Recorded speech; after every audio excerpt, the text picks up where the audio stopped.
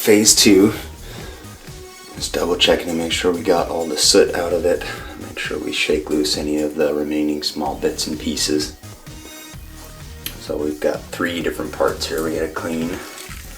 Bucket of water, which I have again dosed with just a little bit of TSP. You can already see, even after the vigorous shaking from the last round, that there's still pieces in there that'll make it through this little strainer.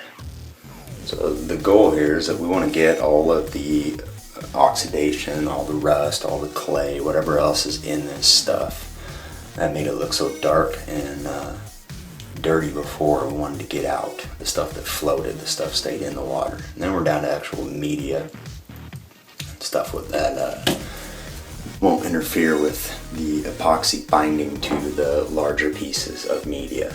You know, that's the problem. You can even put in that fine of a particulate after the fact, and as long as it's suspended in the epoxy, it's going to be okay. But when it's in between the epoxy and the bigger pieces of media you need to bind, I don't imagine that thing's going to fall apart, but you're going to have trouble areas. You're going to have air pockets. You're going to have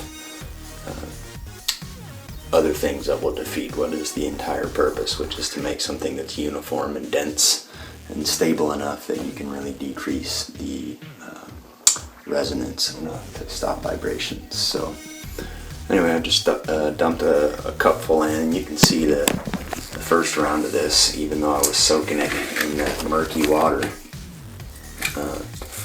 it turned murky just about the second that I put it in the back here, and just a little bit of rinse after the fact.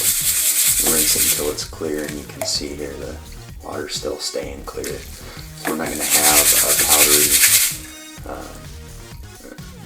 covering over these rocks, that dusty covering these things tend to get when you get them out of the garden center. This stuff. So, shake loose the last little bit. I've rinsed the pan out. When I transferred everything over here, I rinsed it and cleaned it off really good, just so we didn't have any remaining dust in there. We want to make this as clean as possible, which is what makes this such a difficult thing to procure the media for, is finding stuff that's clean enough. Lots of times you can find stuff at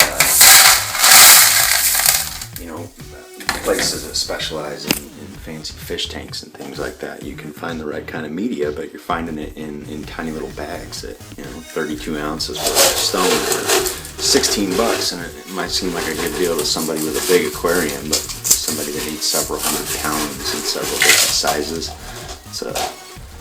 it turns into a pretty big expense pretty quick. And you can see here again, I'm getting a little deeper and starting to get a little more of the sediment that settles to the bottom of the bucket in here. Now I went 1 cup at a time for the first round.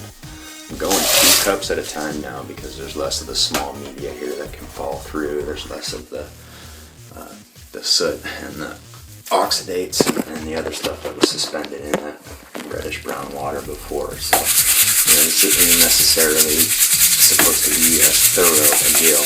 We want to catch all the little things that come out, and we want to verify it. Set this stuff out to dry to verify that it's already good and clean. So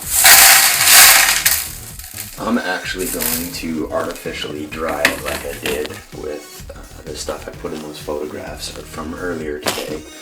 I'm going to stick it in the oven with the door cracked.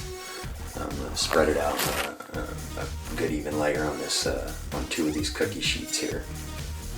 Which, these things are great, by the way. I get these in 2 or 3 different sizes depending on what Walmart you go to. The biggest size is $9.99. It's all 30-31 aluminum. And the rim that goes around it is reinforced steel. So they're extremely sturdy. It's very, very thick. You can see even with several pounds of rock on it here, it's not even beginning to flex.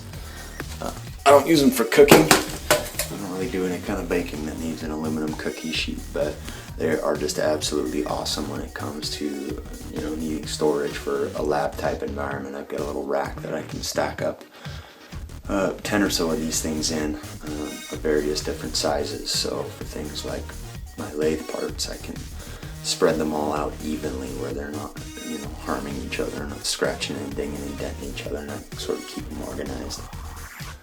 Anyway, I'm going to spread it out on a couple of these and stick it in the oven at 170 degrees with the oven door cracked open so it doesn't hotbox them in there with the moisture. I don't know what kind of mineral content this stone has, and I don't want to give it an opportunity to develop any oxidation while it dries slowly. So when I did it earlier, it was a much smaller batch, but it took less than about 20-25 minutes. I had to stop once through and stir it and expose the wet stone from the middle. But that's it. Make sure we get the rest of the murkiness into this bucket here. And then we're going to move on to the next phase, which is the finer spread on the smaller one.